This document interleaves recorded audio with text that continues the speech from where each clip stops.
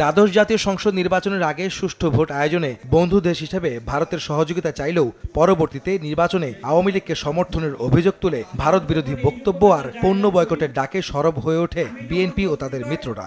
জাতীয় পর্যায়ে ভারতের নীতি নির্ধারকদের কাছে মাওলানা ভাসানীর ফারাক্কা অভিমুখে লং মার্চ দিবস উপলক্ষে জাতীয় প্রেস ক্লাবে এক আলোচনা সভায় যোগ দিয়ে ভারতের বিরুদ্ধে আগ্রাসনের অভিযোগ তোলেন বিএনপি মহাসচিব মির্জা ফখরুল ইসলাম আলমগীর। বলেন, পানির ন্যায্য হিস্সা না দিয়ে পাশের দেশটি বরাবরই বাংলাদেশকে নিয়ন্ত্রণ করে গেছে। আওয়ামী লীগ ভারতের স্বার্থ রক্ষায় নিজেদের বিলিয়ে দিয়েছে বলেও অভিযোগ তার। আমরা বরাবরই লক্ষ্য করেছি যে বাংলাদেশের জন্ম হওয়ার পর থেকেই আমাদের প্রতিবেশী তারা সবসময় বাংলাদেশকে একটা নিয়ন্ত্রণের মধ্যে রাখার জন্য তারা সবসময় তাদের সকল কর্মকাণ্ডকে পরিচালনা করেছে। সরকার পুরোপুরিভাবে একটা নতজানু সরকার, কারণ তারা তো দখলদারিত্ব করছে। এখানে তারা তো একটা বিশেষ দায়িত্ব নিয়ে এই সরকার আপনার ক্ষমতা দখল করে আছে।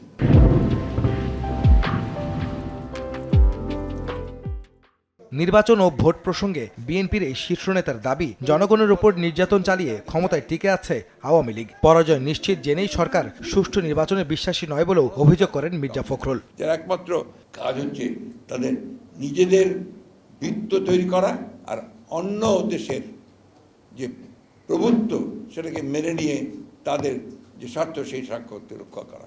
আজকে এই সরকার জনগণের সরকার নয়, কোনো নির্বাচনই তারা করে না। নির্বাচন করলে তারা জানে যে তাদের একটা ভূমিধস পরাজয় হবে, তারা নিশ্চিহ্ন হয়ে যাবে। সেই কারণে বিভিন্ন কৌশলে তারা এখানে নির্বাচন একটা দেখিয়ে তারা ক্ষমতায় টিকে থাকে। আবারও দল মত নির্বিশেষে সবাইকে এক হয়ে সরকারের বিরুদ্ধে আন্দোলন গড়ে তুলতে আহ্বান জানান বিএনপি মহাসচিব। বাংলাদেশকে যদি আমরা রক্ষা করতে চাই, বাংলাদেশ স্বাধীনতা সার্বভৌমত্ব যদি আমরা পূর্ণ রাখতে চাই। আহমেদ সালেহীন, সময় সংবাদ, ঢাকা।